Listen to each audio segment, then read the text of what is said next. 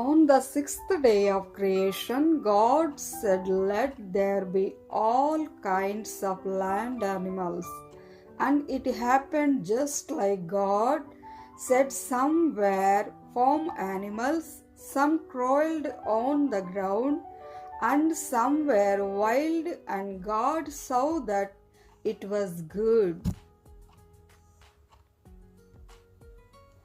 సృష్టి చేసిన 6వ రోజున దేవుడు ఇలా పలికాడు, భూమి మీద సంచరించే సమస్త జంతువులు కలుగునుగాక.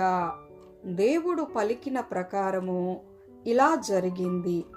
వాటిలో కొన్ని సాధు జంతువులు, కొన్ని నేల మీద పాకే జంతువులు, కొన్ని అడవి జంతువులు.